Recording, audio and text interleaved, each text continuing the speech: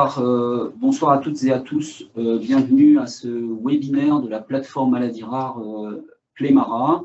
Nous devons être à la 5e ou 6e petite conférence dans ce format-là qui permet sur un temps court d'aborder les problèmes transdisciplinaires qui sont communs aux différentes maladies rares. Le webinaire qu'on va démarrer là tout de suite porte sur l'intrication, les manifestations neuropsychiatriques des maladies rares du métabolisme héréditaire. Et nous avons rassemblé les meilleurs experts de la maison pour vous en parler. Vous verrez qu'ils sont multidisciplinaires, puisqu'on aura le docteur Doblard, qui est donc un pédiatre et qui pilote le centre de référence des maladies rares du métabolisme de l'enfant et de l'adulte. Nous rejoindra, elle est dans le métro, le docteur Valérie Canva, qui est hépatologue et qui est dans le centre de compétences des maladies de Wilson à l'hôpital Urier. Et puis la troisième présentation à deux voix sera faite sur les manifestations neuropsychiatriques révélatrices des maladies métaboliques. Beaucoup de ces maladies peuvent se révéler, vous l'apprendrez, par des manifestations très atypiques qui vont participer à l'errance quelquefois du diagnostic, puisqu'on part sur d'autres diagnostics ou d'autres explorations, et vous verrez comment s'y retrouver et en pratique comment on peut le faire. Et donc nous avons une neuropédiatre, le professeur Caroline Moreau, qui est aussi centre de compétences de la maladie de Wilson, et puis le docteur Ali Ahmad, qui est psychiatre. Donc vous voyez, un hépatologue, un pédiatre, un neurologue et un psychiatre. On aura bien le tour de la question. La formule, c'est donc d'enchaîner 3 présentations courtes de 20 minutes et de vous laisser des 20 minutes de questions générales qui peuvent être posées directement par le chat ou aussi, évidemment, en levant le doigt. On va essayer de suivre ça en direct. C'est quelquefois plus vivant de les poser en direct. Et nous organisons cette manifestation et ce webinaire avec le soutien du laboratoire Orphalan, que je remercie de son soutien à cette activité de notre plateforme. Voilà. Donc on peut peut-être, sans plus tarder, j'ai mis 2 minutes, c'est pas mal, on peut peut-être commencer par Driss sur du coup les maladies métaboliques. Donc on va partager l'écran. Dites-nous s'il y a la moindre difficulté pour les voir. Marie-Laure nous assiste et je la remercie aussi de son investissement dans ce projet. Est-ce que tout le monde voit bien la présentation? Un petit oui, une petite main, quelque chose qui nous permette d'être sûr que tout le monde voit bien. Monsieur Boval a son micro qui est ouvert, un petit peu nous répondre. Monsieur Boval qui a son micro ouvert, vous pouvez nous dire si vous voyez bien le diaporama. Alors, nous on entend. Je ne sais pas, j'ai peut-être raconté tout ça pour rien. Normalement, oui. Ah voilà, oui, on voit. Parfait, allez, c'est parti, vas-y. Merci beaucoup, Driss. En plus, c'est Farid qui a réagi. Bonjour à toutes et tous, merci Frédéric pour l'invitation. Merci à Clémara de nous donner l'occasion. Comment ça me dit? Ouais. Donc, merci encore. Je coordonne le centre de référence. On m'a demandé de parler en fait de manifestations psychiatriques et neurocognitives dans les maladies héréditaires du métabolisme. Effectivement, c'est bien décrit qu'ils existent. Pour cette présentation, je me suis basé essentiellement sur 2 articles, parmi d'autres, mais voilà. Il y a un premier article qui est apparu en 2020 sur une cohorte lilloise avec la collaboration avec l'équipe de Renaud Jardry, qui est professeur en pédopsychiatrie. Et il y a un deuxième papier, et donc essentiellement sur l'enfant. Deuxième papier, plutôt côté adulte, qui a été fait par l'équipe de Frédéric Sedel, qui est à la base métabolicien aussi, avec Caroline Demely, qui est psychiatre. Donc, en gros, le papier de François Metchkan avec donc, Renaud Germery a pris une cohorte de 62 patients suivis au centre de référence des maladies héréditaires du métabolisme de Lille.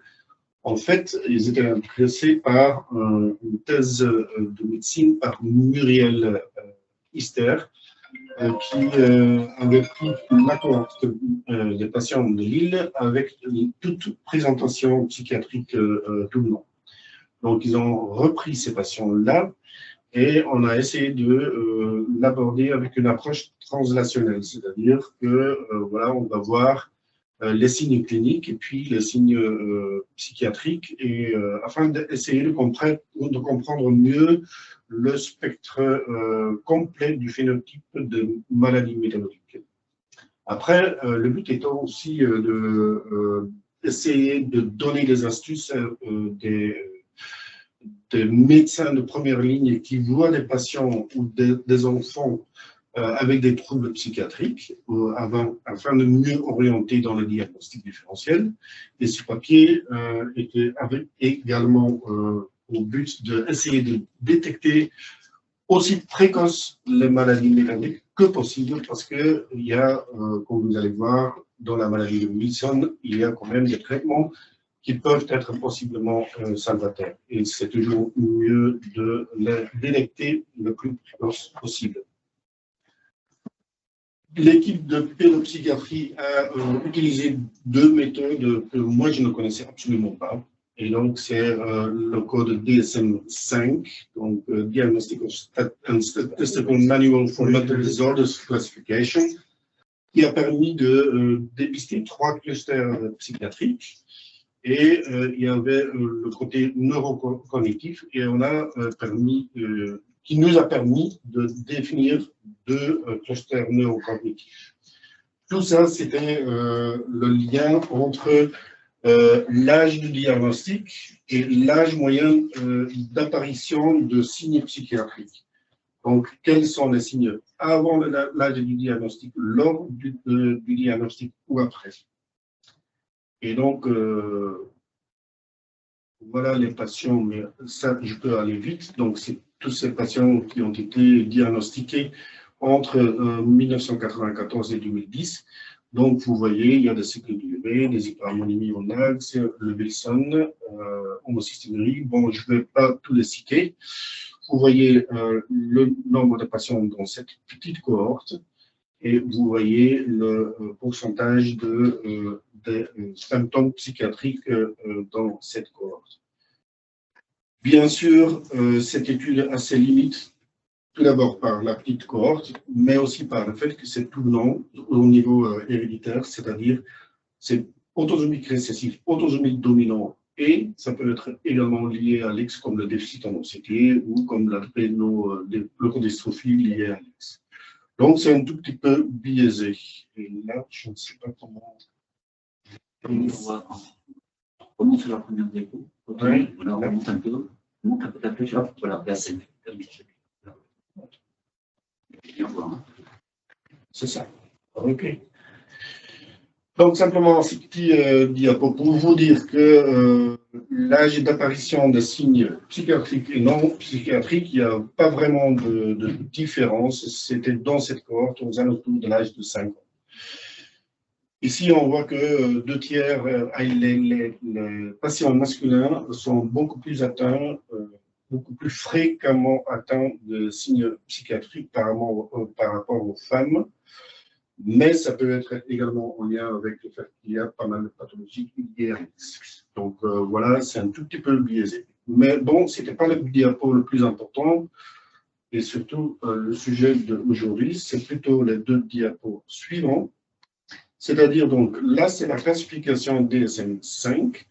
Ils ont utilisé cette classification sur le plan nosologique pour voir par rapport à l'âge du diagnostic, quels étaient les signes psychiatriques avant, lors du diagnostic ou après. Donc, on peut dire c'était plutôt avant l'âge de diagnostic. Qu'est-ce qu'on peut voir comme signe psychiatrique?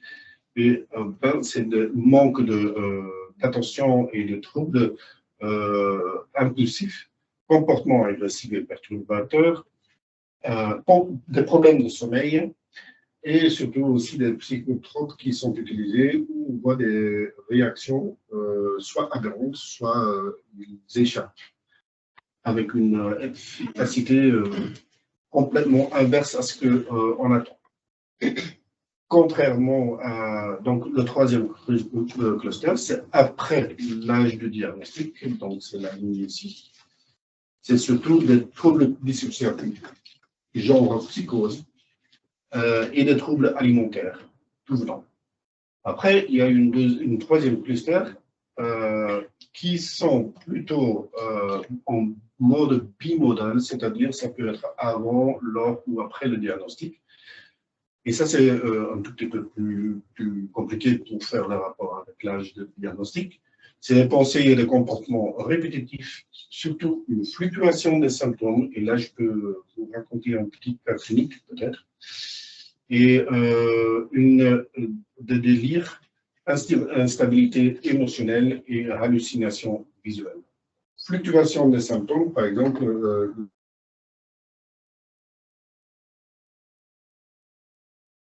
c'est-à-dire le cycle de l'urée qui sert à détoxifier notre corps de l'ammoniac qui est neurotoxique en urée qui est non neurotoxique. Et parfois, les patients, quand ils mangent des régimes trop riches en protéines ou quand ils sont infectés, tout état catabolique, etc., ils peuvent monter leur ammonémie et ils peuvent effectivement soit se dégrader vers un état désastreux, voire même coma et mort, soit ils peuvent se remettre tout doucement. Et également, ces gens-là, ils présentent parfois des dégoûts des aliments très riches en protéines et parfois c'est pris pour des symptômes psychiatriques. Voilà. Bon, bref, ceci à côté. Mais donc, ça veut dire fluctuation des symptômes, comme par exemple dans le cycle biologique. Diapo suivant montre le cluster neurocognitif. Et là également, donc ça c'est l'âge de diagnostic. Qu'est-ce qu'on voit avant avec cette classification nosologique, avec donc le RDOC? On voit plutôt avant le diagnostic une absence de capacité d'accepter les récompenses différées. Ça c'est le système de valence positive. Ils ont du mal à gérer quelconque frustration et ils ont des problèmes de contrôle exécutif qu'on peut voir avec l'échelle de Wechsler. Après l'âge de diagnostic, on rencontre plutôt des problèmes de reconnaissance des émotions, genre psychose en soi. Donc vous voyez, c'est assez divers. Ce qui est intéressant dans ce papier-là, c'est la première fois qu'on a essayé quand même de voir le rapport avant diagnostic, lors du diagnostic, après le diagnostic. Mais effectivement, peut-être le message clé, c'est que un tiers de ces patients de ce groupe, 62, c'est pas beaucoup, mais quand même, un tiers était présent d'une façon isolée, c'est-à-dire sans autres symptômes viscéraux. Et le délai diagnostique, c'est des mois surtout. Ça peut être même des années. Des années. Donc, le deuxième papier, c'est le papier donc, de l'équipe de Frédéric Seidel, qui est donc métabolicien adulte, qui malheureusement ne travaille plus dans le métabolisme, mais bon, donc qui avait fait vidéo et des case reports et des séries. Et il a pris l'ensemble et il a décrit donc les manifestations psychiatriques qui sont vues dans les maladies. Et ça, c'est très important, traitable de l'adulte. Donc, voilà, parce qu'il existe pas mal de symptômes psychiatriques dans les maladies qui, malheureusement, ne sont pas traitables. Ce n'est pas le cas ici. Donc, initialement, dans la littérature, c'était décrit pas mal de psychose, mais il n'y a pas que ça. Et donc, il a distingué 3 groupes de maladies à présentation aiguë, comme, par exemple, le cycle de l'urée, Les maladies chroniques traitables, comme vous allez voir tout à l'heure, la maladie de Wilson, et des maladies chroniques plutôt difficiles à traiter, c'est-à-dire des maladies de surcharge lysosomale, genre mucopolysaccharidose et autres. Attends. C'est ça? Ouais, c'est bon. Donc, dans son papier, il distingue des groupes schizophrénie, des psychoses atypiques, inébriété, des troubles bipolaires, des troubles de personnalité. Donc, vous voyez, il y a pas mal de diagnostics métaboliques, vous les voyez toutes ici. L'un est plus facile à traiter que l'autre, mais ils sont a priori toutes traitables plus ou moins. Donc, il y a des accès en aigu, mais il y a aussi des formes chroniques. Voilà pour ce qui est de l'adulte. Après, Frédéric Sedel, il présente comme investigation devant donc troubles psychotiques, donc bien sûr un examen clinique qui est assez exhaustif. Par exemple, une Niemann-Pick qui peut se présenter avec une paralysie oculomotrice verticale. C'est assez pathognomique pour le Niemann-Pick. Donc, un examen clinique qui est quand même assez important et assez crucial. Après, le laboratoire standard, je ne vais pas survoler tout, donc vous pouvez le lire vous-même, la glycémie, etc., etc. Et puis après, une IRM, un EEG et un examen cardio avec un ECG.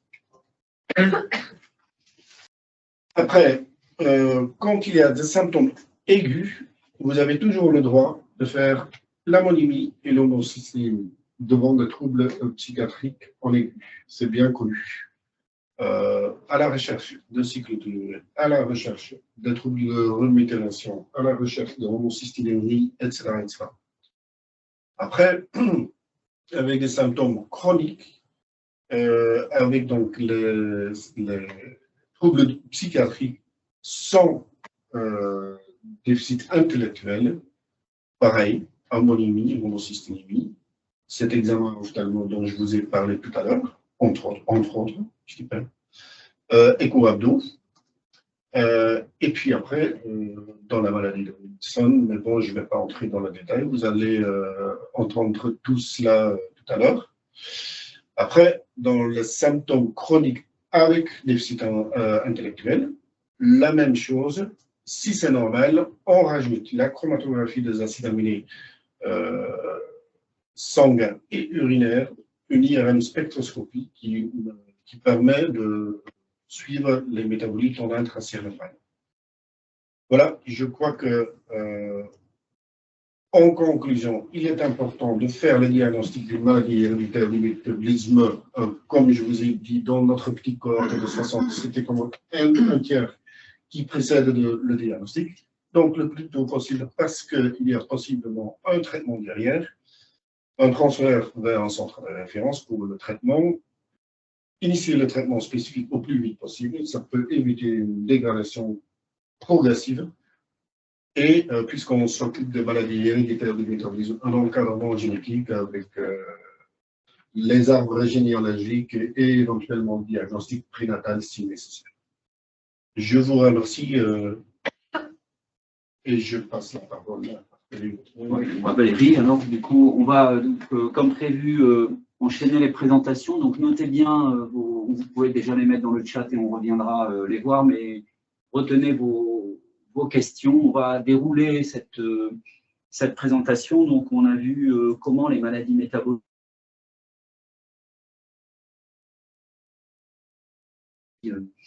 héréditaires du métabolisme par des manifestations cognitives et psychiatriques.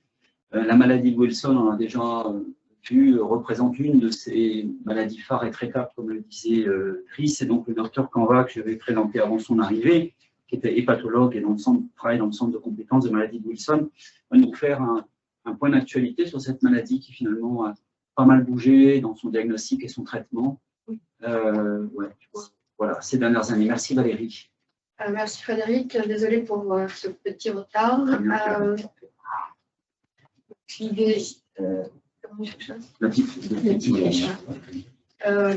de faire, je vais faire les titres des diapos, de faire une petite mise au point sur la maladie de Wilson. Donc, deux mots de physiopathologie. La maladie de Wilson, on l'a évoqué déjà dans le Fabrice l'a évoqué, une maladie génétique et de transmission autosomique récessive et qui est liée à la présence de mutations sur le chromosome 13 et au niveau du gène APT7B de mutations et qui code pour une protéine qui va participer au transport du cuivre au sein de l'hépatocyte.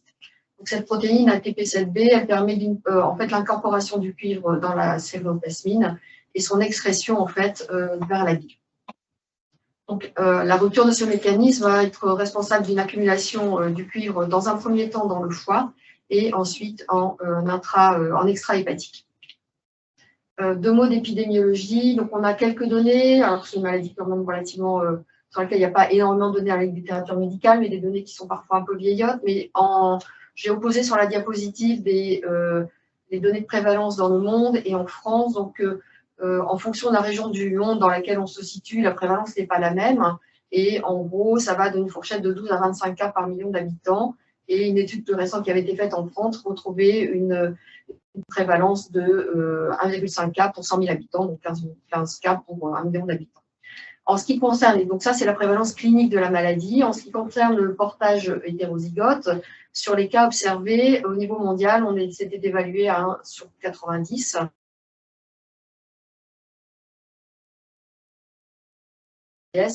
Retrouvé dans une étude française qui a été publiée par Olivier Poujoie, une prévalence de 1 sur 31. Et on estime en France qu'on a à peu près entre 700 et 1800 cas de maladie de Wilson. Alors pourquoi ces différentiels d'expression de prévalence entre les manifestations cliniques et puis la fréquence génétique? D'une part, il y a une variabilité de l'expression clinique de la maladie, une pénétrance incomplète de cette anomalie génétique et probablement la présence de gènes modificateurs qui viennent participer à l'expression plus ou moins forte de la maladie. L'histoire naturelle, alors il y a les deux, on a l'habitude de dire que la maladie de Wilson ne se diagnostique plus au-delà de 45 ans. Ça reste en gros vrai, mais vous voyez qu'il y a quand même à peu près 10% des patients chez qui le diagnostic est fait au-delà de l'âge de 41 ans dans cette étude. Donc je pense que c'est probablement un diagnostic peu fréquent, mais qu'il faut quand même garder à l'esprit et évoquer devant une maladie chronique du foie, d'une part, et a fortiori si elle est associée à des troubles neurologiques, parce que cette association est plus marquée, vous voyez, quand les personnes vieillissent, et c'est assez logique parce que c'est lié justement au métabolisme et à l'accumulation première du cuivre dans le foie, et donc l'expression hépatique de la maladie est souvent plus précoce que les manifestations neurologiques, et vous voyez qu'on a un croisement en fait de la représentation des manifestations cliniques donc, au fil du temps, et au-delà de 18 ans, ce sont avant tout des manifestations neurologiques qui sont le moyen de diagnostic. Ce qui est important, et ça a déjà été évoqué par tout à l'heure et questionné par Frédéric, c'est le retard diagnostique de ces maladies, qui est plus important, mais je ne vais pas m'étendre là-dessus parce que je pense que Caroline va le faire, de 44 mois face aux manifestations neurologiques après le début des symptômes et de 14 mois sur les manifestations hépatiques. Donc sur cette diapositive-là, il y a une petite migration du foie là, qui est mise à gauche, donc plutôt là normalement. Enfin, je m'en suis rendu compte en relisant dans le discours.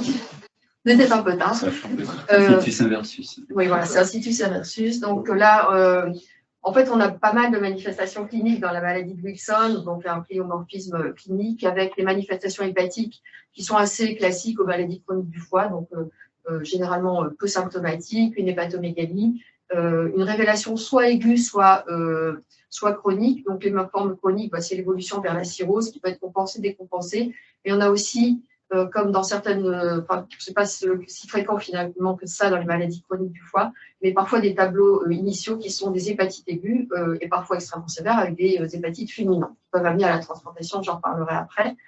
On a les manifestations neurologiques que je ne vais pas détailler, Caroline le faisant. Et puis, vous voyez qu'on a un certain nombre d'atteintes qui peuvent être identifiées. Donc, des atteintes rénales avec des tubulopathies.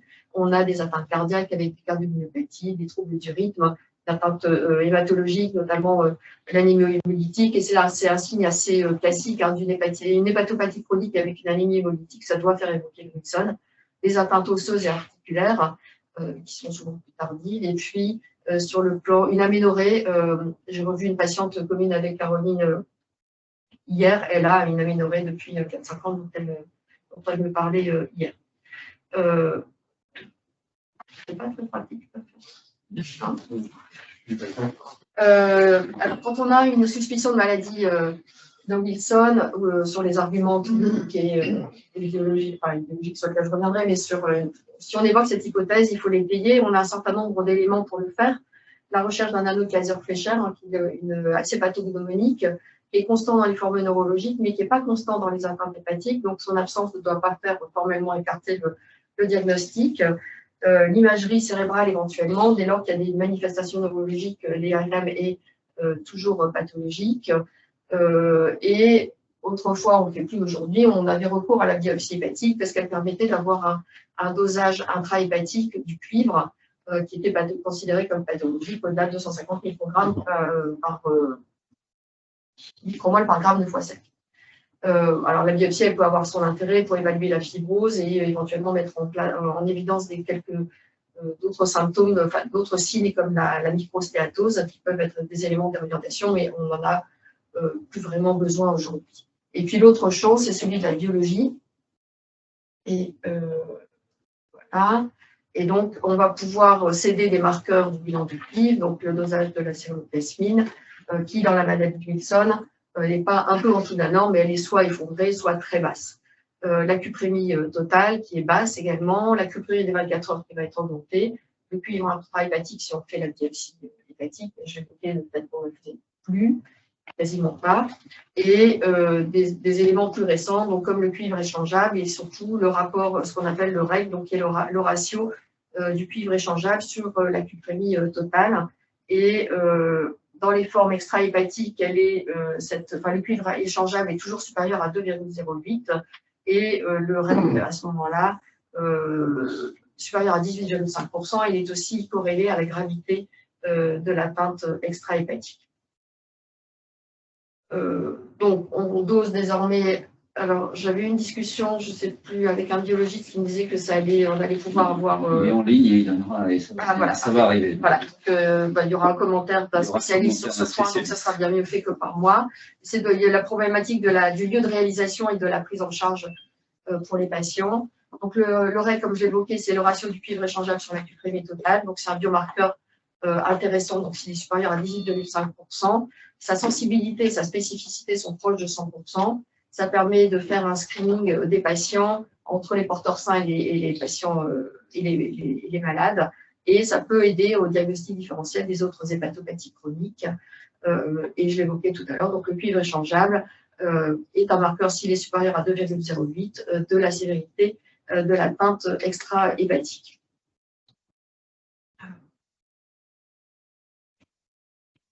Pour s'aider dans le diagnostic, donc on peut avoir recours à l'analyse, à l'étude génétique, donc à la recherche des mutations causales. Donc il y a plus de 900 mutations qui sont décrites, mais la recherche des mutations causales, soit par des techniques classiques de séquençage, soit plus volontiers aujourd'hui par les techniques de NGS qui permettent de séquencer la totalité des régions codantes, la région promotrice, voire les régions non codantes du gène ATP7B qui est concerné dans la maladie de Wilson. Et cette étude génétique va s'intégrer aussi dans le cadre d'un dépistage familial dans la fratrie, devra être systématiquement proposé à la fratrie, qui a un risque d'impact de 25%, soit sous la forme d'une homozygostie ou d'une hétérozygostie composite, dépistage des parents, des oncles et tantes, cousins, cousines, et pour les enfants de plus de 3 ans, pour permettre de diagnostiquer des formes présymptomatiques, enfin, non cliniques et ne s'exprimant pas encore, afin de traiter tôt et d'éviter les complications parfois sévères de l'accumulation du cuivre volontaire. Alors là, je suis désolée parce que ça passe pas bien. Donc, en résumé sur mais je vais y revenir après de manière un peu peut-être plus claire et plus lisible surtout. les molécules à disposition. Donc, on a les collateurs du cuivre. Enfin, je pense que peut-être la projection est plus grande taille pour les... Voilà. Donc, vous devez voir, j'espère que vous voyez correctement. Donc, il y a les chélateurs du cuivre, dont le plus vieux représentant est la dépénicillamine, et puis la triomptine sous la forme de H ou 4H. Et puis, on a aussi le sulfate de zinc. Donc, ces molécules se donnent par voie orale et dans des propositions d'utilisation et de recours à ces molécules, donc qui ont été rappelées dans le dernier PNDS, donc de la maladie de Wilson, qui a été publié en novembre dernier. Et donc, dès lors qu'on a posé le diagnostic de maladie de Wilson, soit on a un patient, alors pour les patients asymptomatiques, on peut leur proposer un traitement par sulfate de zinc. Et par contre, si on voit apparaître des anomalies biologiques, hépatiques ou d'autres symptômes, le patient devient donc symptomatique et rentre dans une autre stratégie thérapeutique avec la mise en place dans un premier temps d'un chélateur et qui va être en première intention la dépénicillamine. Et si d'aventure on avait une intolérance qui peut arriver de la dépénicillamine, on fera un switch au profit de la triantine. Et ça, c'est dans la prise en charge initiale. Au bout de quelques années de traitement et de bon contrôle de la maladie de Wilson, donc on passe en deuxième aspect du traitement qui est la phase d'entretien. Et donc, on peut proposer une modification du traitement au profit soit de la triantine, soit du sulfate de zinc. Et en cas d'intolérance à l'une de ces deux molécules, soit revenir à la molécule initiale, donc la dépénicillamine, soit croiser donc, pour la molécule qui n'aura pas été retenue, donc de la triantine au zinc ou du zinc à la triantine. Voilà. Donc, j'ai déjà un petit peu évoqué cette deuxième diapositive. Donc, la dépénicillamine en première intention, on aura tendance à éviter d'utiliser si on a des notions d'allergie à la pénicilline ou si on a une atteinte rénale. Et on discutera son utilisation en cas de thrombopénie sévère. Et puis, si on n'a pas recours à la dépénicillamine, comme évoqué tout à l'heure, on se dirigera vers la triantine. Et en maintenance, donc les molécules sur lesquelles je ne vais pas revenir, les switches potentiels. Ce qui est important dans la phase de maintenance, c'est de bien convaincre les patients de maintenir impérativement leur traitement tout le temps, et c'est un traitement à vie. Et donc, il faut avoir une grande vigilance sur l'observance au traitement, sur la tolérance bien sûr, mais ça c'est vrai pour tous les traitements. L'observance, c'est vrai aussi pour tous les traitements, mais particulièrement dans la maladie de Wilson, parce que la rupture thérapeutique peut avoir des conséquences dramatiques, j'y reviendrai après. Au fil du temps, donc on va contrôler plus ou moins régulièrement, mais donc c'est à minima 2 fois par an le bilan du cuivre, de manière à effectuer le cas échéant des ajustements thérapeutiques en fonction des résultats de la cuplerie des 24 heures et du cuivre échangé. Je mettais les résultats d'une étude qui a été publiée, c'était rapporté au Congrès américain des maladies du foie, donc à la SLD, en novembre dernier, qui, dans le cadre du traitement d'entretien, il s'agissait d'une étude randomisée multicentrique de non-infériorité, donc comparer la triantine versus la dépénicillamine, donc sur un groupe de patients, donc de 77 patients adultes et traités depuis au moins 1 an en monothérapie par la dépénicillamine et avec des posologies qui étaient stables depuis 3 ou 4 mois. Ces patients étaient traités 24 semaines et le principal critère de jugement, c'était le cuivre libre sérique. Et on voit sur cette diapositive qu'en termes de dosage du cuivre libre sérique, on a des résultats tout à fait superposables, que les patients soient traités par triantine ou dépénicillamine.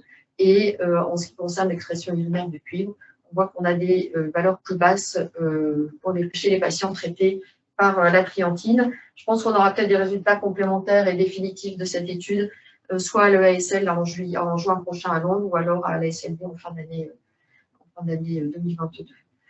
J'ai oublié de retirer cette diapo qui était la première partie de l'étude, de la publication à Londres en juin dernier. Et oui, voilà, je voulais revenir sur le traitement d'entretien et son observance. Donc la mauvaise observance au traitement chronique, c'est quelque chose de connu depuis longtemps. On sait que ça peut être en partie expliqué par une lassitude vis-à-vis du traitement, des effets indésirables, mais aussi le fait que dans certaines pathologies, on n'a pas de symptomatologie, notamment les maladies hépatiques, de symptomatologie évidente, Et c'est vrai que le bénéfice du traitement n'apparaît pas forcément de manière aussi claire que la disparition de douleur articulaire dans une polyarthrite rhumatoïde, par exemple. Donc, ça peut participer à la rupture thérapeutique et dans une synthèse qui avait été faite donc, dans le cadre de la maladie du Wilson, on retrouvait à peu près 45% de mauvaises observances, qu'elles soient faibles ou problématiques. Il y a des périodes critiques dans ces mauvaises observances ou ces ruptures d'observance au traitement qui sont l'adolescence et puis parfois le relais du suivi pédiatrique au relais adulte parce qu'on perd des habitudes avec un praticien dont qu'on connaît parfois depuis très longtemps et depuis très très jeune pour certains grands enfants devenant de jeunes adultes et ça peut être un élément un peu déstabilisant. Et là, donc, il est souligné l'intérêt du cuivre échangeable pour évaluer l'observance.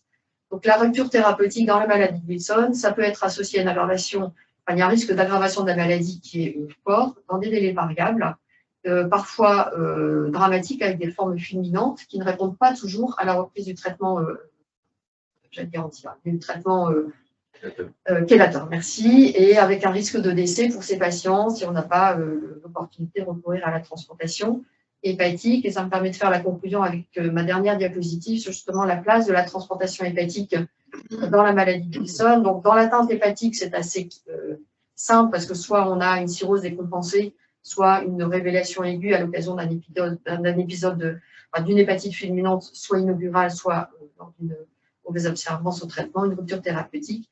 Les résultats de la transplantation hépatique sont très bons, avec une survie à 5 ans de 87%, comme pour la majorité des indications de transplantation hépatique. On pourrait en théorie avoir des indications de carcinome hépatocellulaire pour aller à la transplantation, mais ce sont des patients jeunes qui souvent n'ont pas le temps de développer cette complication. Et ce qui est plus intéressant, c'est la place de la transplantation hépatique dans la prise en charge des formes neurologiques.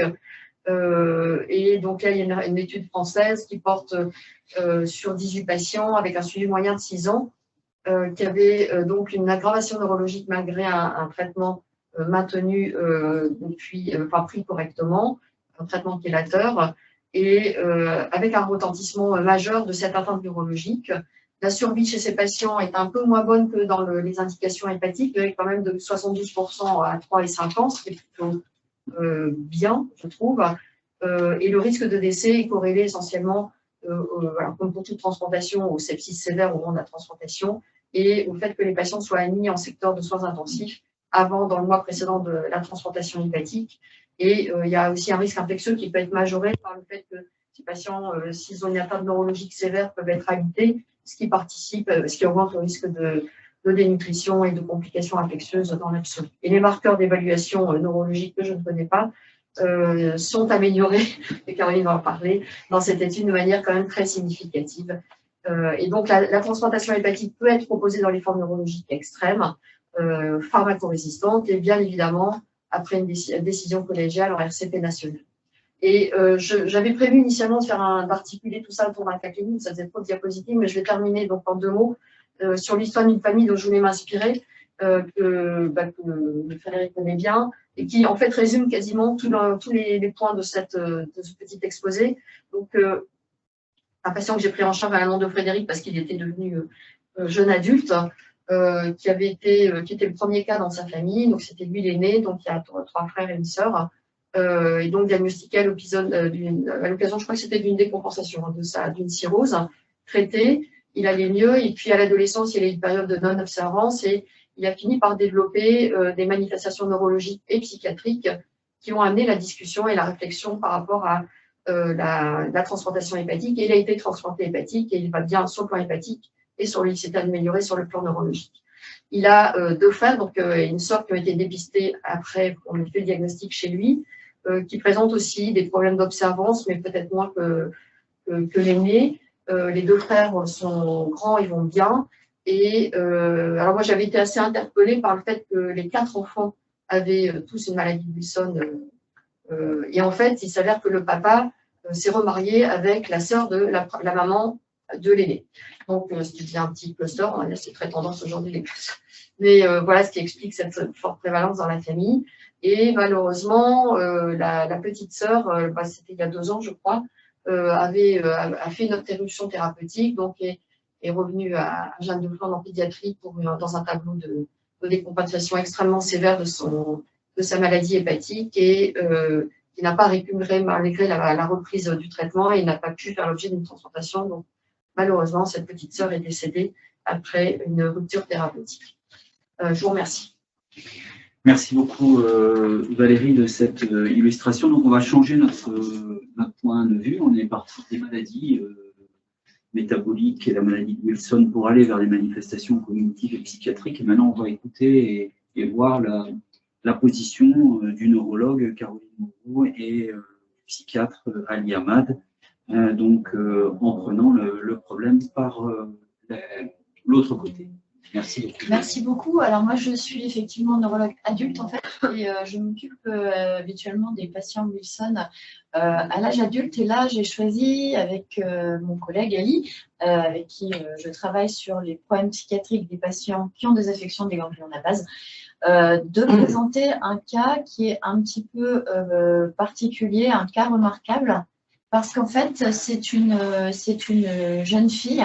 Donc, je retrace son histoire parce que ça reprend vraiment tout ce qui a été exposé par Monsieur Doblard et Madame Canva sur la difficulté et sur les symptômes psychiatriques et les troubles du comportement qui sont présents tout au long de la maladie.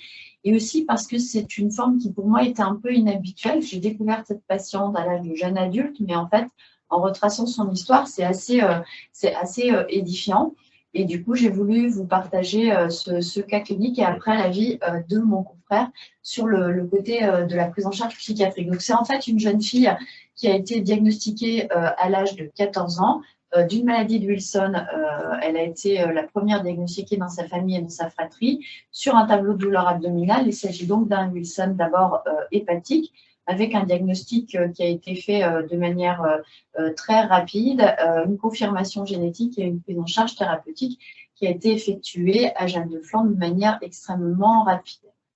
En fait, elle est rapidement évaluée de manière multidisciplinaire par nos collègues de neuropédiatrie. Elle présente des petits symptômes neurologiques avec une hémiparésie droite et un syndrome parkinsonien à une roue dentée. Donc, on parlait des manifestations neurologiques du Wilson. Je n'ai pas fait un rappel, mais classiquement, les patients vont présenter des dystonies, donc dystonie axiale parfois très sévère, ce qui est évoqué dans les cas de pré-transplantation sur les patients qui ont des dystonies généralisées, parfois des dystonies du visage avec le fameux rictus sardonique et un syndrome parkinsonien avec la marche parkinsonienne. Et on peut aussi avoir chez les jeunes le tremblement d'attitude et d'action qui est dit en battement d'aile d'oiseau, assez particulier. Moi, je n'en ai vu qu'un seul et on a fait le diagnostic sur ce tremblement en battement d'aile d'oiseau. C'est quand même très beau, très bien décrit, mais c'est assez rare. Donc, je reviens à cette jeune fille. On voit que déjà, elle a des difficultés comportementales parce que quand on reprend son histoire après diagnostic, elle a un infléchissement scolaire depuis la 5e, donc bien avant le diagnostic de la maladie de Wilson hépatique, et ses parents signalent des troubles du comportement depuis la 5e. Quand je vais les rencontrer bien plus tard et qu'ils vont m'expliquer, notamment la maman, les types de troubles du comportement, c'est ça qui est très interpellant, je vais y venir. Donc, elle a également des signes neurocognitifs puisqu'elle a un déclin cognitif sous-cortico-frontal avec des difficultés attentionnelles, c'est caractéristique de toutes les maladies qui touchent les ganglions de la base, des difficultés d'élaboration verbale, une diminution de l'affluence verbale, et elle a également un syndrome dépressif qui est rapporté par la neuropsychologue. Alors, elle a des troubles du comportement alimentaire qui vont être très importants pendant toute sa maladie, parce qu'elle passe un peu d'un extrême à l'autre. Donc là, elle est dans un versant de surcharge pondérale. Ses parents décrivent une polyphagie depuis l'âge de 11 ans. Et en plus, malheureusement, elle adore le chocolat. C'est quelque chose qui est très difficile pour elle de se passer de ce type de sucrerie. Donc, c'est ensuite un conseil génétique qui est fait avec finalement la seule atteinte de la fratrie est l'aîné.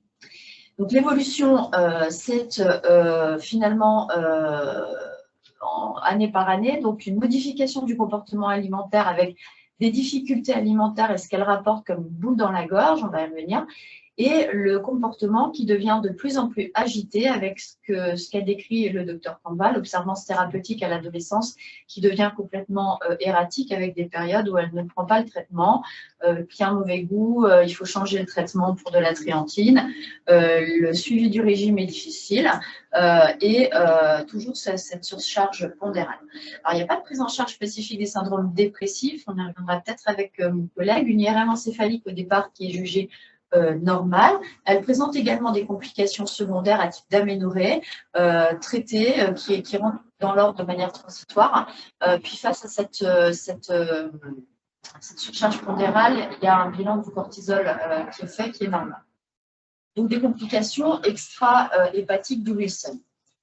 Ensuite, son tableau, j'ai envie de dire, s'aggrave avec une majoration des difficultés scolaires, un suivi qui est débuté en CMP, mais un décrochage scolaire qui s'annonce. Des changements du traitement sont envisagés avec les équipes qui la prennent en charge parce qu'il y a une mauvaise tolérance et donc une mauvaise observance.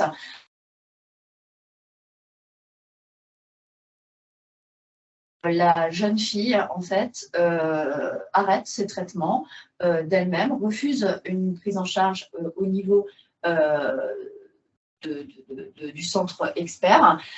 Et on a des troubles du comportement qui sont décrits par la famille de manière extrêmement douloureuse et violente. Donc, elle a, sur un fond d'anxiété, d'apathie, des crises plastiques extrêmement violentes, une impulsivité. Elle frappe sa mère, elle frappe ses frères et sœurs, elle est ils sont obligés d'appeler la police, elle est vue aux urgences et neuroleptisée, ce qui n'est pas forcément idéal quand on a une maladie des ganglions de la base, mais face à des états extrêmement sévères. Elle est ensuite prise en charge donc, avec des passages aux urgences et des appels de la police. Tout ça conduit de manière dramatique à un placement de cette jeune fille en famille d'accueil pour suspicion de mauvais traitement, alors qu'en fait, a posteriori, il n'y a jamais eu de mauvais traitement dans cette famille, c'est juste une décompensation psychiatrique, une dramatique décompensation psychiatrique de sa maladie suite à l'arrêt en fait, de ses traitements. Donc moi, quand je l'ai rencontrée pour la première fois, c'était pendant la pandémie. Elle avait été perdue de vue pendant 4 ans après un suivi qui avait tenté d'être repris à la Rivoisière suite à l'épisode judiciaire. Et en fait, elle est suivie. Alors, j'ai plus quels sont parce que on m'appelle parce que sa plainte finalement, donc est premièrement une patiente qui présente toujours énormément d'angoisse, de crises d'angoisse. Elle est assez immature avec pas mal d'impulsivité. Enfin, dans l'abord, elle décrit une angoisse avec vraiment l'idée que si elle reprend son traitement, ces symptômes neurologiques qui lui paraissent très très graves d'un seul coup, alors que sa maladie hépatique est plus sévère que son problème neurologique, elle a peur que cela s'aggrave et qu'elle puisse devenir, selon ses termes, vraiment handicapée. En fait, elle présente une toute petite dystonie oromandibulaire avec effectivement cette dysphagie qui est toujours présente et qui résulte de cette dystonie, cette atteinte un petit peu du carrefour qui est assez typique dans la maladie de Wilson. Et finalement, le traitement est repris, l'observance, je pense, est bonne. Je suis frappée quand j'examine la patiente. Donc là, vous voyez, on examine sa marche. Bon, elle a une potence, elle a une prise de sang et c'était en période Covid, donc c'était un peu compliqué. C'est un film que j'ai fait avec les moyens du bord. Mais finalement, quand on regarde son état moteur, il n'est pas si dramatique que ça, loin s'en faut. Elle marche bien, elle a un demi-tour. On étudie la stabilité posturale, les signes axiaux. Et en fait, il n'y a pas tant d'attente que ça. Finalement, sur le plan du visage, vous voyez, il n'y a pas de dystonie, il n'y a pas de syndrome cérébelleux. J'en profite pour vous montrer qu'on était passé d'une obésité à maintenant un poids qui est limite inférieur. Donc, elle est devenue quasiment anorexique, donc toujours des troubles du comportement alimentaire. Donc, ces crises d'angoisse qui sont itératives, décrites par la maman, ces crises classiques, avec la prise en charge qu'on a instaurée, la mise en route d'un traitement par IRS, il y en a encore, mais il y en a moins, mais elles existent encore. Et malheureusement, on a une jeune fille qui a plus de 20 ans, qui est complètement apathique, déscolarisée, qui n'a pas de projet professionnel et qui a des troubles du sommeil, elle vit complètement décalée, elle se réveille le midi, elle a du mal à s'organiser, il persiste toujours un trouble, un déclin, un trouble cognitif sous-cortico-frontal important, et finalement, c'est vraiment ces troubles psychiatriques qui vont beaucoup plus la gêner que son handicap moteur, qui finalement n'est pas si important que ça. Je laisse la parole à mon collègue pour nous éclairer sur ces aspects psychiatriques. Merci Caroline. Donc moi, dans un premier temps, je voulais rappeler dans quel contexte on pouvait être amené à réfléchir à la maladie de Wilson en psychiatrie, et rappeler que actuellement les classifications internationales en psychiatrie, elles expliquent que pour faire un diagnostic de maladie psychiatrique, il faut que les symptômes psychiatriques ne soient pas imputables aux effets physiologiques d'une substance ou d'une autre affection médicale. C'est pour ça que la notion de diagnostic différentiel, elle est essentielle en psychiatrie. On considère environ 10% des patients qui auraient une autre étiologie qu'une étiologie purement psychiatrique à leurs symptômes. Et donc les maladies héréditaires et du métabolisme correspondent à une de ces causes. Je suis confronté également à mon tour à cette petite flèche. Un test. Ah ouais, voilà. Et donc, on a la difficulté, c'est que des fois, parce que l'idée c'était de voir est-ce qu'il y a des signes ou des symptômes inauguraux qui peuvent orienter vers le diagnostic d'une maladie du métabolisme. Parfois, il y a des symptômes atypiques, hein, donc je vais en citer un peu après, parfois c'est très discret.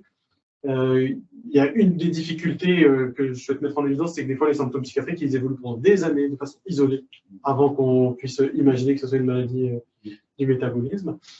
Et à l'heure actuelle, c'est un challenge parce que c'est très difficile à diagnostiquer, de l'autre point de vue, hein, du point de vue où on a les symptômes psychiatriques dans un premier temps. Mais quand on fait un repérage précoce, on change la trajectoire de vie d'une personne. Donc c'est un vrai questionnement, une vraie difficulté à l'heure actuelle. Alors qu'est-ce qu'on peut dire de la maladie de Wilson et des aspects psychiatriques ? Donc, ce qui est intéressant d'avoir en tête, c'est qu'il y a environ la moitié des patients qui présentent des symptômes psychiatriques au moment du diagnostic de la maladie de Wilson. C'est-à-dire qu'au moment où ils sont diagnostiqués, ils ont des symptômes psychiatriques. Et quelque chose qui peut faire réfléchir, c'est qu'il y a 20% des patients qui ont une maladie de Wilson qui ont vu un psychiatre avant le diagnostic. Donc, 20%, c'est pas rien. Mais le challenge, c'est quoi? C'est que les symptômes psychiatriques, quand ils sont isolés, faire un diagnostic de maladie de Wilson, bah, c'est quasiment mission impossible. Alors, pourquoi c'est impossible? Parce que les signes psychiatriques qui sont présentés par ces patients, c'est des signes psychiatriques tout à fait habituels et sans particularité. Donc c'est de la symptomatologie dépressive qui peut être parfaitement banale, de l'irritabilité, de l'impulsivité, de l'agressivité qu'on peut voir dans plein de contextes différents. Là aussi, ça peut être complètement banal. La désinhibition qu'on peut voir dans certaines symptomatologies, comme dans le trouble bipolaire par exemple. Des changements comportementaux mal décrits, hein, parce que la littérature, c'est beaucoup de case series, de case reports, mais il n'y a pas beaucoup d'études ultra fines sur ces changements comportementaux ou ce qu'on appelle changement de personnalité. Alors, ce qui peut alerter, c'est un peu décevant, mais c'est quand on commence à mettre des traitements qu'il peut avoir une alerte, notamment les antipsychotiques, hein, avec un syndrome extrapyramidal qui peut être très massif à l'instauration d'antipsychotiques, ce qui peut coller avec aussi d'autres situations. Hein, donc, c'est pour ça que c'est pas facile. Hein, il y a des fois des types de patients qui ne supportent pas les antipsychotiques pour des raisons qui sont pas la maladie de Wilson, par exemple. Et c'est des signes neurologiques associés qui peuvent mettre la puce à l'oreille, la dysarthrie, la dystonie, la cathésie, les tremblements, ou d'autres troubles de mouvement. Alors, nous, notre politique et la façon dont on travaille à l'heure actuelle, c'est que dans certaines situations, on fait un bilan du cuivre de façon systématique. Donc, on fait cuprémie, cufrerie et cérébroplasmine. Dans les situations de premier épisode psychotique, dans les situations de syndrome catatonique, je vais en reparler un peu après, et dans des situations de pathologie résistante comme la dépression ou la schizophrénie résistante. À l'heure actuelle, on n'a jamais diagnostiqué, malgré ces approches systématiques, en essayant de circonscrire des situations particulières. On n'a jamais fait un primo-diagnostic de maladie de Wilson et d'autres maladies héréditaires du métabolisme. Alors, au cours de la maladie, qu'est-ce qu'on peut voir? Donc, le plus fréquent, hein, la comorbidité la plus fréquente, ou les manifestations psychiatriques les plus fréquentes, si on n'appelle pas ça comorbidité, c'est les troubles de l'humeur, donc avec la symptomatologie dépressive au premier plan, entre 20 et 60% des patients qui présentent une symptomatologie dépressive il y a une mortalité ou au moins une fréquence des tentatives de suicide qui est assez importante, 4 à 16% des patients qui ont une tentative de suicide. Et ce qui est intéressant, c'est que la fréquence du trouble bipolaire chez les patients qui ont une maladie de Wilson, elle est plus élevée que dans la population générale, avec environ 15% de troubles bipolaires chez ces patients. Les symptômes psychotiques sont décrits comme plus rares dans la littérature, et ce qui est le plus fréquent, c'est, en plus des maladies, de la symptomatologie dépressive, c'est les changements de comportement ou de personnalité. Mais je vous dis, là, ça aussi, ça peut être complètement banal avec de l'irritabilité, de l'agressivité. Et ensuite, il y a beaucoup de stress reports, dans lequel on retrouve le cas présenté par Caroline à l'instant, avec des troubles du comportement alimentaire, de boulimie ou de phase d'anorexie. Et après, tout le spectre psychiatrique peut être représenté avec des TOC, par exemple, des situations de syndrome catatonique ou d'hyperactivité avec déficit attentionnel. Alors, en termes de prise en charge, au niveau des psychotropes, la philosophie, c'est de respecter le foie tant qu'on peut en termes d'utilisation des traitements. Et donc, les traitements qu'on va utiliser, ça va être les inhibiteurs de la recapture de la sérotonine. Et on va éviter ceux qui peuvent aggraver ou interagir avec l'insuffisance hépatocellulaire. Donc, tout ce qui va être traitement par tricyclique, agomélatine, qui est arrivé plus récemment sur le marché, ou des IRSNA comme la duoxétine, ce pas des médicaments qu'on va utiliser, on va plutôt utiliser des molécules assez pures comme les inhibiteurs de la recapture de la sérotonine. Et en cas de résistance, de sévérité, de situation très complexe, on privilégiera les propulsivothérapies. Dans le cas des troubles bipolaires, donc l'idée, c'est en gros de ne pas utiliser l'antipsychotique chez ces patients quand on peut. Donc dans les troubles bipolaires, on évitera les antipsychotiques, on utilisera plutôt le lithium, les antiépileptiques, et les antiépileptiques en évitant le valproate. Si on est obligé d'utiliser des antipsychotiques, l'idée, comme dans la maladie de Parkinson, la maladie à Corte-Lévy, c'est d'utiliser des molécules dites moins antidopaminergiques, comme par exemple la clozapine.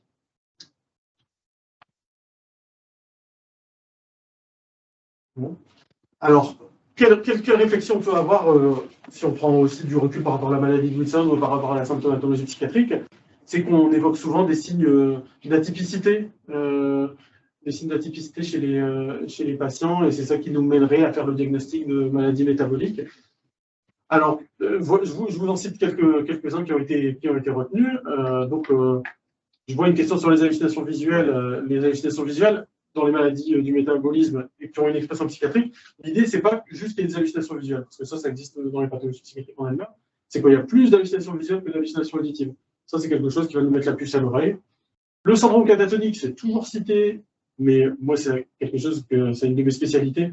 Je n'ai jamais diagnostiqué de maladie du métabolisme, je suis un patient qui a un syndrome catatonique. C'est pour ça que je dis qu'il y a un challenge et que je vais dire un mot par rapport à ça après. Les réactions paradoxales au traitement, ça, c'est quelque chose à prendre en compte. Là aussi, il y a plein de facteurs confondants, c'est ça qui est aussi très difficile. La confusion, qui est aussi associée à pas mal de symptomatologies psychiatriques classiques, et la symptomatologie fluctuante qui a été rappelée par le docteur Dobler avec des exemples très précis sur les maladies du cycle de vie. Donc il y a quelques algorithmes qui ont été proposés avec, quand on est en phase aiguë, l'ammoniémie, l'homocystéinémie, quand on est dans les situations chroniques, mais ça je ne vais pas reprendre ce qui a été présenté tout à l'heure, avec quelques filtres en fait qui sont proposés. Récemment, il y a une échelle qui a été proposée où si on présente tel ou tel symptôme, on a un score plus ou moins élevé, et puis ça peut orienter vers une maladie héréditaire du métabolisme. En fait, moi, je trouve que le challenge, c'est qu'on va vers des diagnostics de plus en plus précis, avec des pathologies qui sont assez rares, et avec des symptômes qui n'orientent pas vraiment vers une étiologie ou une autre. Donc, je pense que les développements biologiques vont être salvateurs dans les prochaines années, sur comment on peut screener, comment on peut arriver à améliorer la situation. Mais actuellement, le rendement reste très faible avec les outils qu'on a. Donc, c'est un vrai challenge. Des fois, c'est l'expérience clinique, des fois, c'est du hasard, des fois, on les a par d'autres biais. Mais en tout cas, l'approche systématique, à l'heure actuelle, elle interroge sur son faible rendement. Merci pour votre attention. Merci beaucoup. On a bien le temps là de démarrer une discussion. Donc, n'hésitez pas à demander la parole ou sur le chat. sur le chat poser vos questions. Peut-être qu'en attendant que ça vienne, moi j'avais quelques peut-être commentaires et puis discussions. N'hésitez pas à l'enrichir. Peut-être sur le dernier point des manifestations neuro et psychiatriques du Wilson. Est-ce qu'un bête, je ne l'ai pas vu dans vos arbres décisionnels, donc ça va aussi pour Rodriguez, un bête dosage des transaminases, même si le foie est au second plan, l'atteinte hépatique, elle est constante, en tout cas la surcharge quasi constante. Il y a quelques. Est-ce que c'est pas plus facile à faire que la cuprerie? Comment alors, le bilan hépatique, c'est quelque chose qu'on fait, même hors situation de résistance, on le fait systématiquement dans les bilans d'entrée. Hein, donc, transaminase, on les a souvent. Après, c'est vraiment, on essaie de circonscrire certaines situations. Après, de toute façon, quand il y a des transaminases qui sont anormales, on va aller chercher la cause. Hein. Soit c'est de la iatrogénie, après, c'est selon l'imputabilité. Là, c'est quelque chose qu'on pratique. Mais... J'avais une autre question sur Wilson et chocolat. J'avais parlé du chocolat, moi, chez l'enfant.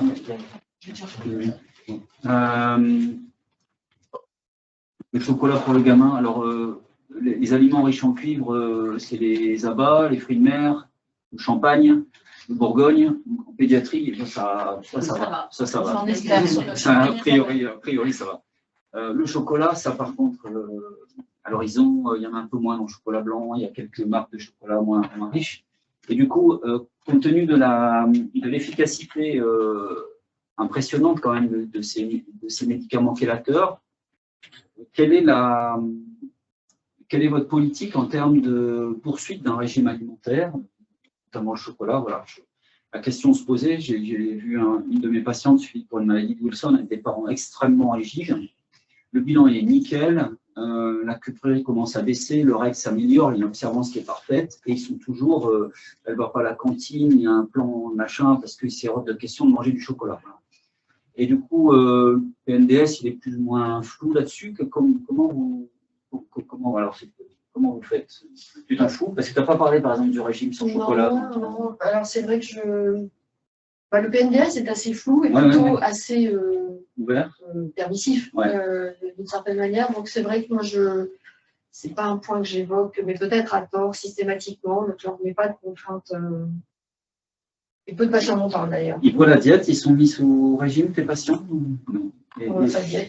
Moi, je leur pose la question, mais en fait, déjà, le climat de confiance sur l'observance thérapeutique, j'aime bien que les patients soient honnêtes, en fait, et qu'ils me disent si ils oublient leur traitement parfois. Ou, voilà. Donc, c'est plutôt une discussion qui est effectivement ouverte. J'ai une patiente qui est un peu en surcharge pondérale à laquelle je pense, qui me dit qu'elle aime bien manger des moules de temps en temps et qu'elle aime bien boire une bière de temps en temps et que voilà, et qui est fort sympathique par ailleurs. Et donc, elle me dit que voilà, ils sont éduqués quand même. Elle a bien conscience de la nécessité de faire attention.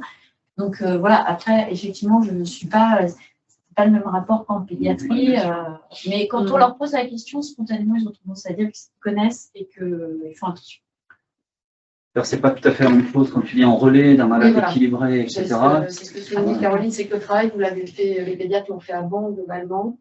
Et les gens évoquent ça parfois en disant est-ce que je suis pas très. Je suis comme Caroline, je trouve que c'est bien qu'il soit dans un échange et un climat de confiance pour parler des problèmes d'observance. J'en ai fait une qui m'a dit qu'elle avait arrêté complètement son traitement. C'était très. Enfin, voilà, c'est toujours beaucoup plus simple par ailleurs. Mais je pense que c'est plus chez vous que ça se pose en fait la question en pédiatrie. Tu les mets sous régime, toi? Ouais. Alors, au moins dans les phases d'induction, ils sont bourrés de cuivre de partout. Je veux dire que. Et c'est recommandé, mais après, je ne sais pas bien quand je relâche. Alors, il y en a qui relâchent sans me demander. Mais dans ces maladies chroniques, je veux dire, c'est l'enfant dont je vous parle, qui a été pris en charge par une équipe de Toulouse avant de déménager dans le Nord, ils sont complètement obsessionnels. Et elle a 8 ou 10 ans de reflux, elle a un bilan nickel, et elle est toujours. Alors elle dit qu'elle a horreur du chocolat, donc ça fait très bien. Mais tu vois, ils ont toujours une liste, et elle va à la cantine que 3 fois par semaine, alors qu'elle est lycéenne. Enfin, quelquefois, l'impact de l'impact de ces trucs. Alors, les régimes, vous les utilisez beaucoup. C'est ça, exactement. Et le suivi d'un régime parfois draconien, ça peut induire des problèmes psychiatriques ou psychologiques. C'est pas rien. Je suis tout à fait d'accord. Après un point important, mais vous l'avez cité, et c'est l'enjeu. Hein, cette grande adulte que j'ai reconnue, parce qu'avant la rupture, avant qu'elle aille à Paris dans le centre de référence, on avait essayé de faire ce pour la tenir, donc j'ai bien reconnu. Il y a l'enjeu de la transition, et tu en parlais bien, Valérie, dans ton topo. C'est une période absolument cruciale. Et j'ai l'impression, alors c'est sur les petits effectifs, parce que David Wilson, c'est pas la maladie de Crohn, c'est pas, enfin, je veux dire, c'est des maladies absolument, c'est dans les rares des rares, hein, quand même. J'ai l'impression que ces problèmes d'échappement, ces problèmes d'observance, alors est-ce que c'est parce que les pathologies psychiatriques qui sont précoces, sous-jacentes, est-ce que sont absolument cruciales, et organiser la transition est un point essentiel. Alors c'est notre boulot, en particulier dans les maladies rares. Quelle que soit la maladie rare, et dans tous les centres, tout le monde est maintenant qu'avec les progrès, on ne meurt plus en période pédiatrique et qu'on atteint l'âge adulte. L'enjeu il est majeur, mais organiser la transition, c'est un point qui est crucial. Est-ce que vous avez cette impression? Est-ce que tu as l'impression, est-ce qu'il y a dans les Wilson que j'ai essayé de te passer, il y en a beaucoup qui ont filé, qui ont échappé. Est-ce que pas plus que d'autres? Si, peut-être plus que dans d'autres maladies. J'ai cette impression, parce que comme il y a le terrain, est-ce que les patients, alors pour m'adresser à vous, peut-être dans d'autres situations, est-ce que la transition de l'adolescence vers l'âge adulte, quand il y a une pathologie psychiatrique, surajoutée ou truc du comportement, ou une impulsivité, c'est un facteur surajouté d'échec potentiel? Non, pas forcément. Ça dépend beaucoup des troubles psychiatriques dont on parle, hein, mais non, pas forcément. Et puis en général, quand c'est des pathologies psychiatriques qui commencent tôt, c'est des pathologies un peu plus graves. Hein, donc, mais en tout cas, ça dépend des cas de troubles, par exemple, c'est variable. Est-ce qu'on a des questions qui arrivent, hein, à part celles où vous avez déjà répondu sur... On peut peut-être faire intervenir M. Beauval. Monsieur Beauval. Qui a son micro ouvert. Super. Est-ce que vous entendez, Monsieur Beauval? Est-ce que vous pouvez nous parler, nous dire quand est-ce qu'on pourra bénéficier du REC à Lille, hein, du cuivre libre? Bonjour, je ne sais pas si on m'entend. Oui. Oui. Donc, bonjour à tous et merci beaucoup pour ces présentations. Alors le cuivre échangeable, hein, c'est un marqueur qu'on aurait aimé vous permettre de l'utiliser beaucoup plus tôt. Hein. C'est quelque chose qu'on a en tête depuis pas mal de temps. Donc malheureusement, comme on en a déjà discuté, on est soumis à pas mal de contraintes, aussi bien sur le personnel technique que sur la technologie. Donc on a un appareil qui est aujourd'hui saturé. La bonne nouvelle, c'est qu'on va en recevoir un second courant de cette année. Alors encore une fois, on n'est toujours pas informé sur la date de livraison, on est toujours en période de commande, mais on aura ce deuxième appareil qui très probablement nous donnera beaucoup plus de possibilités de développement. Et je suis allé personnellement à La Riboisière discuter avec le docteur Poupon et le docteur Oussédic de ce dosage particulier. Et voilà, donc en tout cas, les démarches sont entamées. Malheureusement, encore une fois, je ne peux pas vous donner de date, mais on y travaille vraiment. Et je ne veux pas être trop optimiste vu qu'en fait ce deuxième appareil, on en parlait déjà depuis fin de l'année dernière, fin 2021. Donc en tout cas, dès que le dosage sera disponible, on fera une communication dessus, on vous en informera. Et puis l'idée, c'est de garder un dialogue clinico-biologique sur ce genre de niche et de biomarqueurs qui sont très très intéressants. Ouais. Moi qui ai vécu avec du recul, le suivi d'un patient, quand on peut combiner la cuprerie des 24 heures et le cuivre libre, est vachement facilité. Est-ce qu'il est observant, pas observant? Est-ce que sa cuprerie baisse parce que je lui ai vidé ses stocks en cuivre et qu'il faut que je lève le pied sur le chélateur ou que je le switch en zinc ou en triantine? ou est-ce que c'est parce qu'il me dit qu'il prend son traitement mais qu'il ne le prend pas? Bon, le REC, il dit oui, non, enfin, c'est assez net.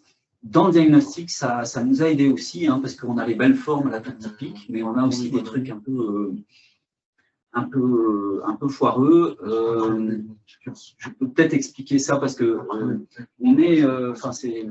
c'est une observation dont je me souviendrai longtemps parce que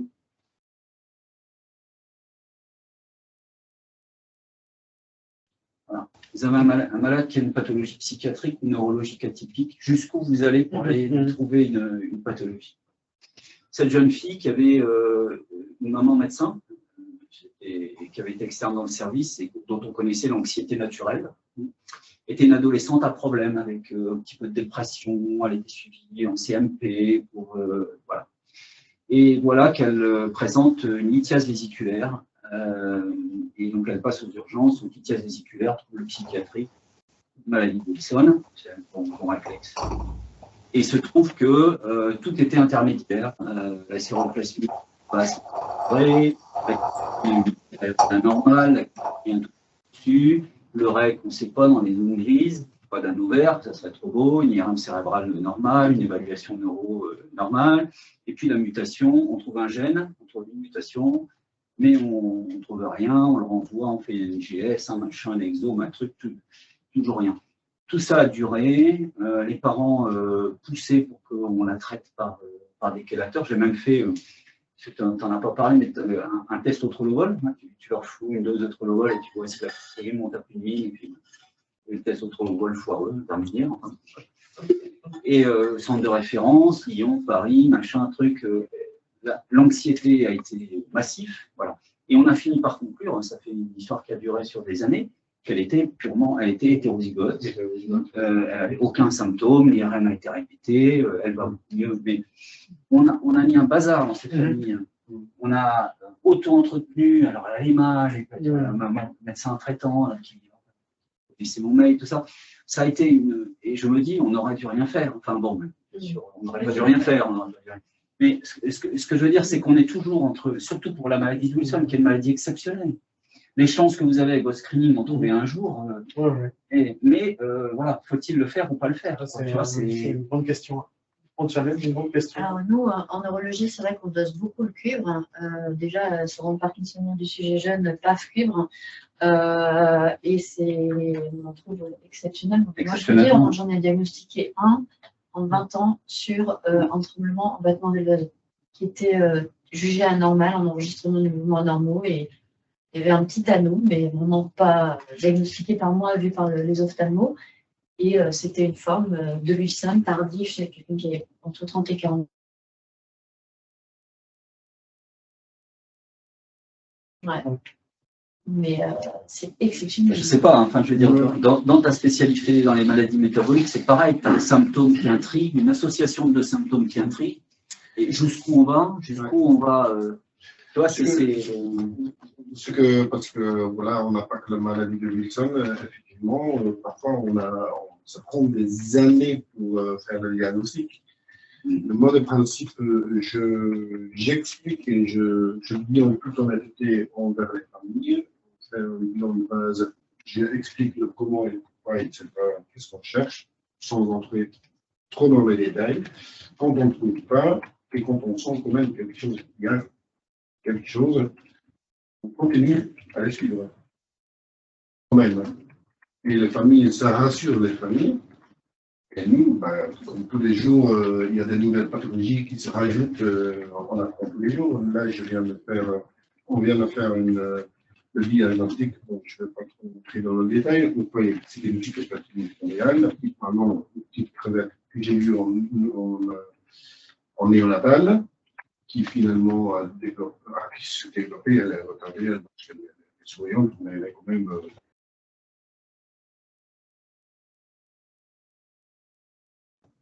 C'est une mutation dans le gène YARS. Bon, bref. Mais ce que je veux dire simplement, c'est qu'on ne peut pas tout savoir. Alors, De toute façon, les connaissances, ça évolue. Ouais. Et donc, moi, ma politique, c'est, voilà, on ne sait pas tout. Pour l'instant, on ne sait pas. Mais je continue quand même à les suivre. Et ça les met dans une certaine sécurité, rassurance. Ça n'a pas des effets délétères? Le fait d'avoir un peu une épée de Damoclès en disant on continue quand même, Vous avez déjà non, ça les rassure. C'est plutôt rassurant. J'ai jamais. Au contraire, j'essaie de diminuer l'anxiété en disant voilà, c'est de la pathologie de la clinique, mais j'essaie quand même de les mettre en sécurité. Rien sur.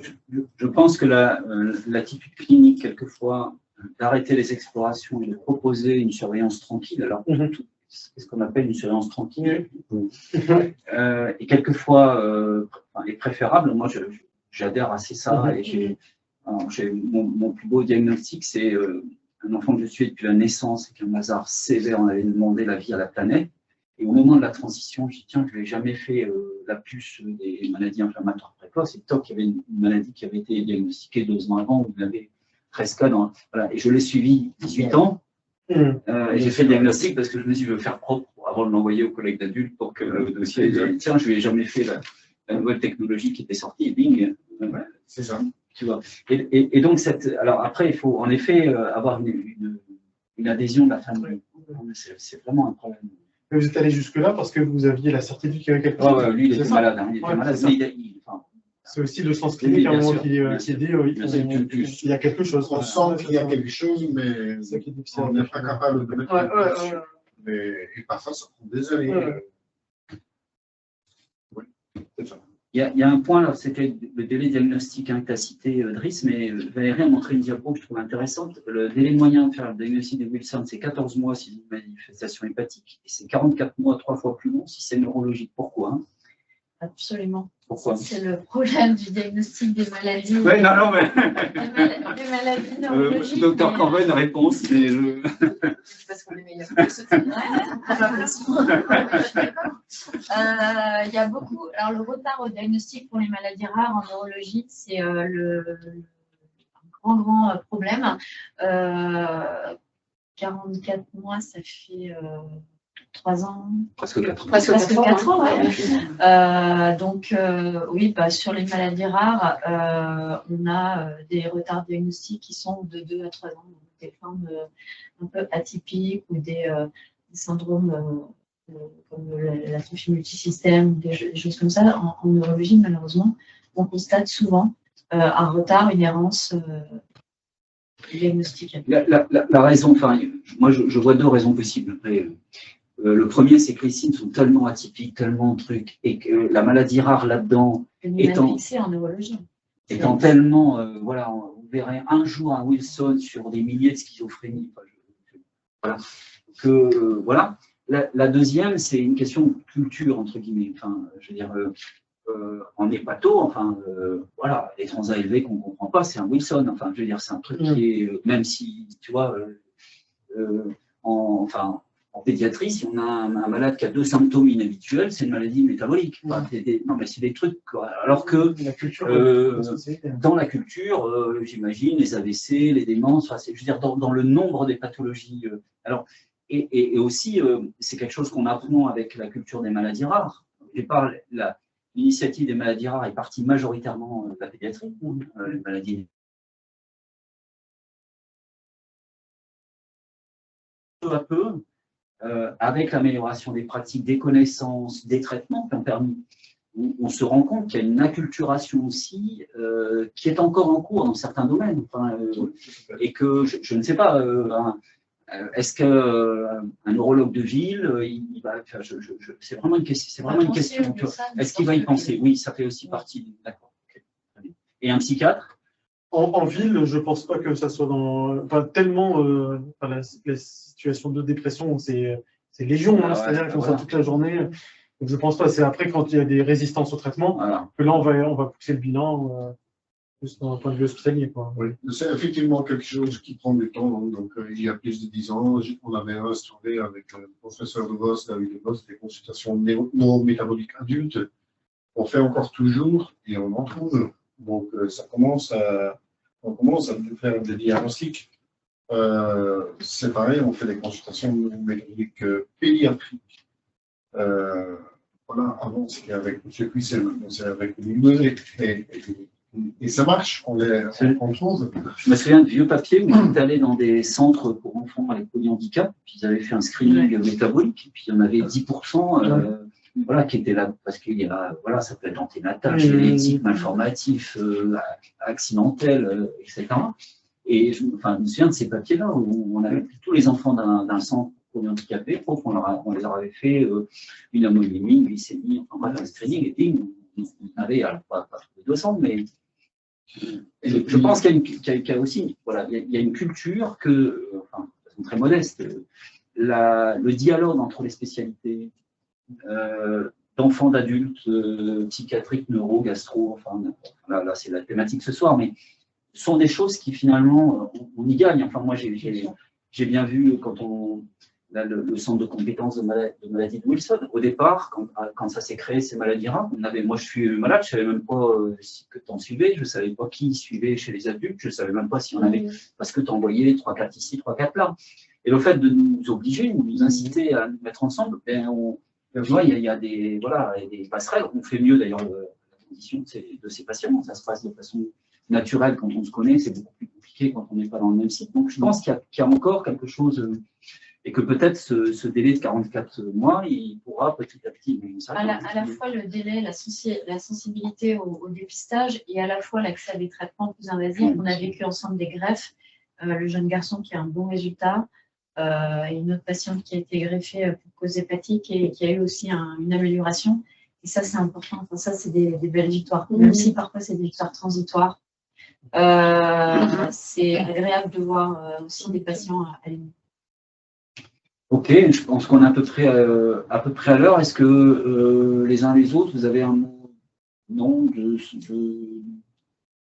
synthèse ou de conclusion qu'on pourrait dire là-dessus, hein? Je pense qu'on a quand même abordé l'intérêt de cet aspect transdisciplinaire. Je trouvais intéressant, hein, c'était votre idée, et puis c'était en se réunissant avec Valérie et Caroline qu'on s'était dit un regard croisé. Et je trouve que ces regards croisés-là, sont riches. Alors, Maladie de Wilson, c'est l'archétype, puisqu'elle a ces deux polarités pathologiques et neurologiques, mais c'est encore plus divers dans toutes les autres maladies héréditaires du métabolisme, et que je trouve que ces regards croisés, ces manières de voir sont très riches, en tout cas. Voilà, donc je voulais vous remercier toutes et tous d'avoir fait des topos si clairs, si didactiques, parfaitement dans les temps, et puis cette belle discussion tous ensemble. Voilà, je pense qu'on est pile poil dans les temps, Marie-Laure, 18h20. Donc, on va vous souhaiter à tous une bonne soirée, espérant que ce webinaire ait répondu à quelques-unes de vos questions. Qu'est-ce qu'il faut dire? Merci de votre participation. Vous pouvez contacter Flémara, bien entendu, un peu de pub. N'hésitez pas pour tout contact, toute information sur votre maladie rare, sur une maladie rare, sur les ressources bibliographiques, les réseaux qui existent, les centres de compétences, de référence. Le système est riche mais complexe, et donc Flémara peut vous aider à vous dépatouiller. Bonne soirée à toutes et à tous. Merci.